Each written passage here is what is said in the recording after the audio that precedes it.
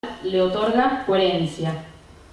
Busca promover un cambio, resolver un problema, crear una oportunidad. Esto está en realidad porque desde el punto de vista didáctico, metodológico, el proyecto surge como alternativa de planificación a la planificación tradicional.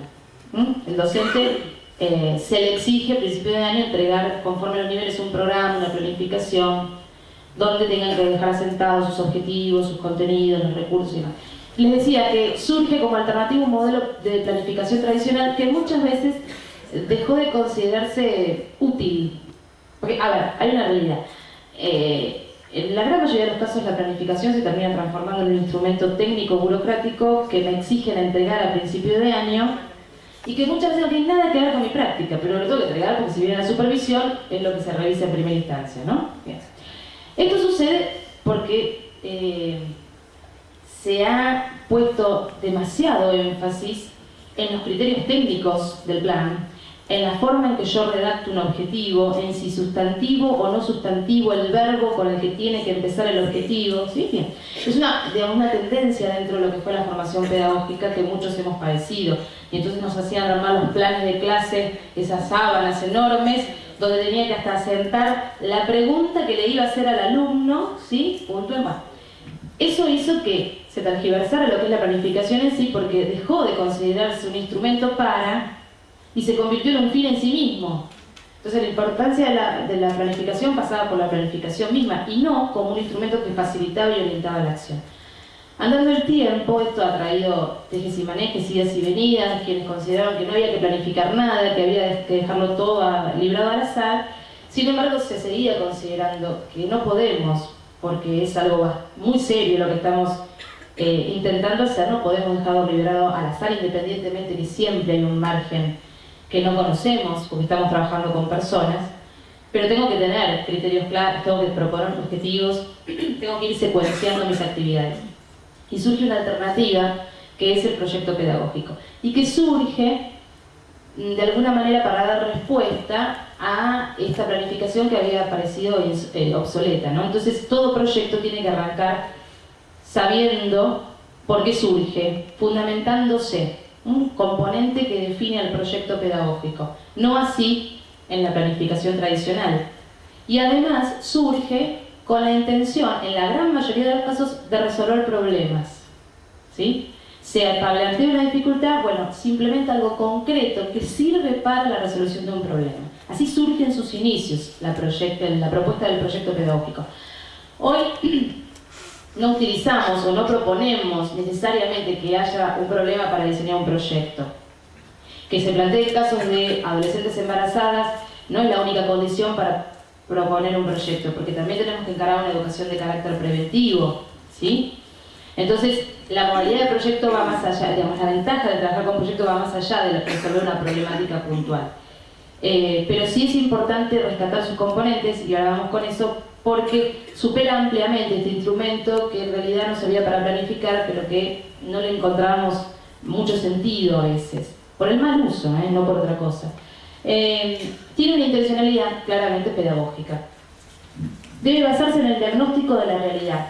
Para que sea viable, para que realmente responda a los intereses, a las inquietudes, a las problemáticas de cada comunidad, tiene que haber un diagnóstico sobre la base del cual se elabora justamente ese proyecto. Entonces tiene que basarse en ese diagnóstico. La primera tarea en la elaboración de un proyecto es la reflexión. Al principio decía, necesitamos formarnos, necesitamos pensar qué vamos a hacer, por qué lo vamos a hacer, necesitamos convocar a los padres, promover la reflexión con ellos, ¿sí? Conocer también esa versión diagnóstica no es solo de los alumnos, sino también de los docentes. ¿Qué piensan ellos? A ver, ¿cómo encaran ellos en casa estos temas? ¿Quién es el referente? ¿Papá, mamá, ambos? ¿Un primo mayor? ¿Se hablan de estos temas? ¿Dan espacio a que se manifiesten libremente? ¿Consideran realmente que la escuela tiene que hacerse responsable también de esto? Porque, ojo, no es lo mismo diseñar un proyecto pedagógico a nivel escuela sobre estos temas, estando la gran mayoría de los padres o todos los padres de acuerdo con esta propuesta y considerando que es valiosa, que partiendo de la base que los padres se encuentran resistentes a esto porque consideran que es un ámbito familiar que la escuela no tiene por qué meterse. Y no nos olvidemos que algo de razón tienen. Ahora nos ponemos en el rol de padres. Si me entero, como está sucediendo, que la educación sexual es obligatoria en las escuelas, y cierta resistencia, cierta ansiedad genera, porque ¿qué le van a enseñar? ¿Qué le van a decir? ¿Y quién le va a decir? ¿Y qué cosa? Volvemos al tema de quién va a estar frente a un proyecto, con qué características va a tener. Volvemos al tema de la ejemplaridad en todo esto. Y aquel docente que lo encare, y tiene que ser una propuesta testimonial viva para todo esto. Entonces, también conocer su parecer al respecto. En esas primeras reuniones donde los convocamos, un poco tenemos que poder ir calmando estas ansiedades. Y la mejor manera es contarle qué vamos a hacer, desde dónde vamos a trabajar, qué contenidos vamos a trabajar, cómo lo vamos a hacer. Una de las particularidades es la flexibilidad, necesariamente. Ese trabajo práctico que van a hacer ustedes, que termina siendo un proyecto pedagógico, no necesariamente simplemente así, sin más, sin ningún ajuste a la realidad de cada uno, no. Y además, por más que lleguemos a una propuesta acabada que implementemos, lo vamos a tener que ir modificando conforme las evaluaciones que vayamos haciendo. Su elaboración requiere un marco institucional adecuado, lo de antes. Requiere responder, solventarse, fundamentarse, respaldarse en un proyecto institucional. Estos son los componentes. Es como si fueran los ítems para planificarlos, ¿sí? Es como, no, son los ítems. Allí, además de enumerarlos, lo que sigue a continuación en el Power, en la presentación, es algunas líneas para armar un diagnóstico, para armar una fundamentación, algunos ejemplos de objetivos. Con respecto a los contenidos, les pido que me esperen un poquito porque hoy vamos a hacer una suerte de panorama de cómo se hace el trabajo de contenidos, pero contenidos concretos vamos a ver la próxima, ¿sí? Y los contenidos no solo los tomamos de las disciplinas que cada uno da, sino de estos documentos curriculares que fueron destinados para tal fin. Ayer el padre Alberto habló de uno particularmente, que es el documento de Educación para el Amor de la Conferencia Episcopal, y otro contenido curricular que proponemos que existe en Ciudad de Buenos Aires son las cartillas de educación sexual que también se mencionaron. Documentos curriculares que después, como son preliminares, habrá ajustes y se tiende a que esto también exista a nivel jurisdiccional. Así que los contenidos concretos en sí, esos núcleos temáticos, vendrá la próxima, pero sí ahora algunas cuestiones de trabajo. Los NAPS, digamos, actualmente es lo que está en vigencia, pero no es de educación sexual. El documento curricular con el que cada uno trabaja, contenidos básicos comunes, diseños curriculares o NAP, hacen a las disciplinas, a las asignaturas de todos, pero no es específicamente educación sexual, aunque uno se valga de eso, por ejemplo, el área de biología, por supuesto, la gente de formación ética y ciudadana con todo lo que es familia, derechos humanos, ética y demás también, la gente de formación religiosa, educación física, o sea, lo estamos trabajando y a medida que vayamos avanzando en el curso vamos a ver que en realidad hay muchas cosas que trabajamos, más allá de una ley y de un contenido específico dentro de una cartilla de educación sexual, pero a veces no somos conscientes que lo trabajamos o no advertimos la riqueza de ese contenido para vincularlo a estos temas, porque de alguna manera lo trabajamos porque de hecho empezamos diciendo que esta formación forma parte de la educación integral, ¿sí? Y es válido que cada uno rescate del documento con el que planifique estos contenidos que se articulan en este tipo de educación, ¿sí? Bueno, metodología y recursos, también algunas pautas y algunos criterios de evaluación. Vamos con el diagnóstico. Acá yo les menciono dos técnicas. Ustedes verán la posibilidad de considerar otras. Y una de las técnicas para diagnosticar. Técnica del buzón, para trabajar con los chicos. En nivel inicial, en realidad, es la docente la que detecta necesidades, inquietudes, características del grupo. La pregunta no es tan dirigida. El instrumento básico de la técnica de buzón son las preguntas. Se les pide a los alumnos que en un papel anónimo formulen preguntas, uno determina la cantidad, si así lo quiere. En realidad sirve, porque si no es un torbellino de ideas y es difícil inclusive ponderar todo eso. Sirve estipular el número porque así se lo obliga a que priorice, ¿sí? Inclusive integrar muchas de ellas. Entonces se le pide que anónimamente haga una lista de preguntas que resultan ser inquietudes, dificultades o que quieren conocer relativo al tema de la sexualidad.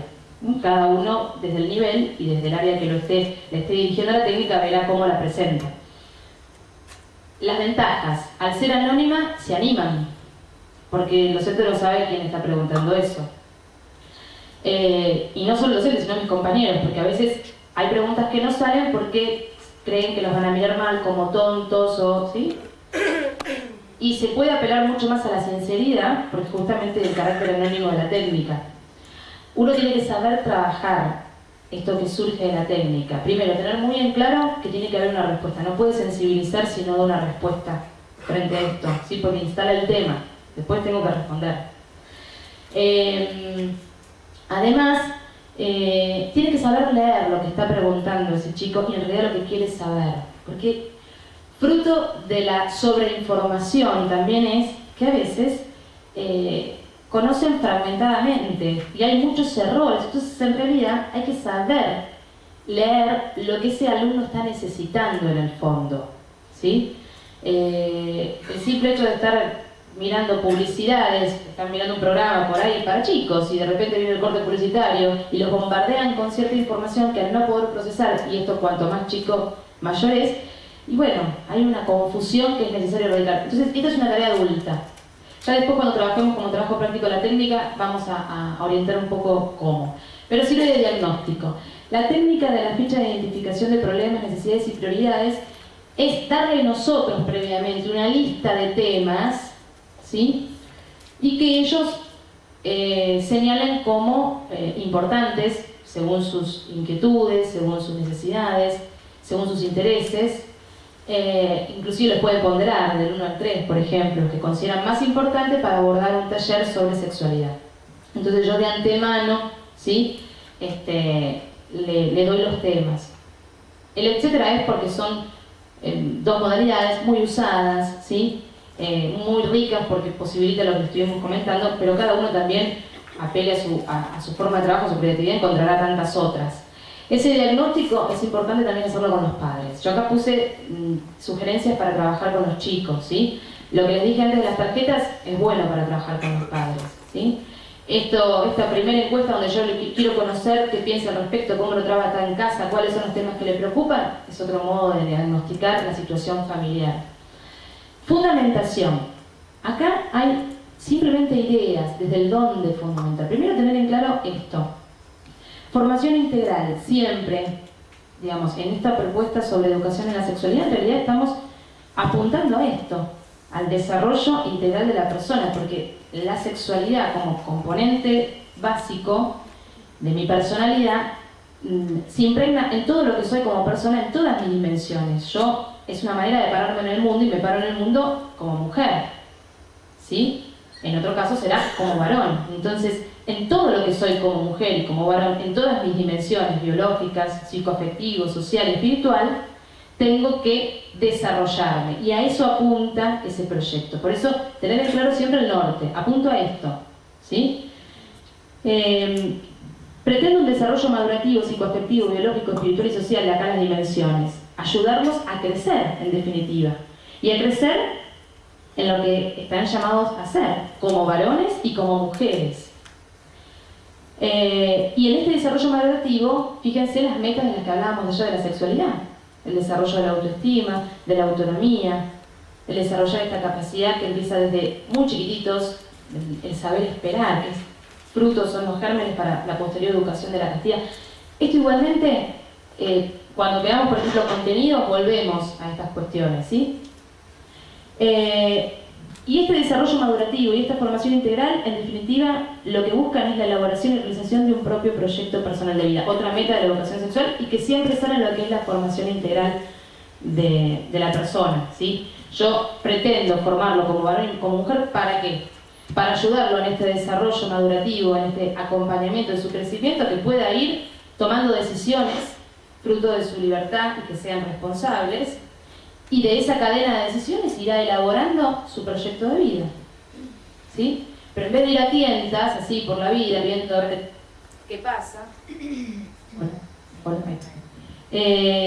colaborar en este trabajo para que, bueno, por lo menos poder hacerse cargo de las decisiones mal tomadas, ¿no? Y tener un referente para contemplar esto, para orientar esto. Bien, habíamos mencionado otro de los componentes, objetivos. Técnicamente no hay mucho para decirle de objetivos, todos saben bien lo que es un objetivo, el propósito, el para qué. Estos son simplemente ejemplos. Ojo, también uno las presentaciones y las clases les va dando y las va elaborando y rediseñando sobre la base de las cosas que quizás nos demandan o que nos manifiestan que necesitan. Y esto sale mucho. ¿Qué objetivos? No sé qué proponer, me planteo cosas muy abarcativas, no sé cómo bajarlo. Bueno, algunos ejemplos. Cada uno de estos objetivos remiten a temas específicos de distintas clases. Por ejemplo, bueno, valorar el cuerpo, la familia y los amigos como don de Dios. Fíjense, este objetivo estaría respondiendo a ese eje vertebrador que presentó ayer el padre Alberto. Vieron que las cartillas organizaban los contenidos en 3 ejes, ¿sí? Yo, la familia, los amigos. Bueno, de organizar y secuenciar así los contenidos, propuesta y ejes que en general se repite en cualquier propuesta de educación para el amor, sea la que puedan elaborar concretamente ustedes o las que, digamos, se hayan editado en libros, respondería a esa modalidad de trabajo. En definitiva, lo que yo busco es eso. Bueno, conocer el proceso de crecimiento de la persona desde la concepción, desarrollar paulatinamente una clara y adecuada identidad sexual, desarrollar una autonomía positiva, fortalecer lazos afectivos con la familia y el grupo de pares. La resignificación de todos estos objetivos los van a poder ir haciendo conforme vayamos avanzando y podamos ir advirtiendo los contenidos que, de alguna manera, de los cuales nos servimos para concretar estos objetivos, ¿sí? Reconocer y respetar las características e intereses de cada sexo, valorar el propio crecimiento como un don de vida, desarrollar actitudes y sentimientos que favorezcan la amistad, el compañerismo. Esto en lo que es adolescencia es fundamental, empezar a trabajar el tema de lo que es el concepto de la verdadera amistad. Ya vamos a tener una clase sobre adolescencia puntualmente, sus riesgos, sus características, pero acá se instala mucho esto de problemáticas que se instalan en el grupo de pares. Y así como al principio, en una edad menor, había una preferencia por agradar más a la figura adulta que al propio grupo de pares, conforme van creciendo los chicos, el sentimiento de pertenencia a un grupo se vuelve fundamental, se vuelve crucial. Y si por pertenecer a un grupo es necesario hasta mandarme alguna macana, muchas veces no orientando esto, bueno, se cometen errores, ¿no? Y los chicos de repente advierten problemas dentro de su grupo de pares y por esto de que se instala de no ser buchón, ¿sí? No se comenta, no se dice y creen que entre ellos estas problemáticas las pueden resolver. Entonces empezar a trabajar el concepto de verdadera amistad con los chicos es fundamental. El ser amigo y el querer el bien del otro, a pesar de a veces querer el bien del otro significa mandarlo al frente, pero porque está mandando una macana, ¿sí? Hoy se instala mucho que, por ejemplo, en lo que es drogas, bueno, de repente un porro, bueno, no es drogadicto, por supuesto, no, estamos de acuerdo. Pero yo, compañero, que de repente no estoy en esa situación, cuando me lo confiesa, ¿qué hago? Y es un tema. Cuando empezamos a dar espacios a los chicos de confianza, se van a animar mucho más a consultarme a mí, a manifestarme a mi actitud docente, referente, ¿sí?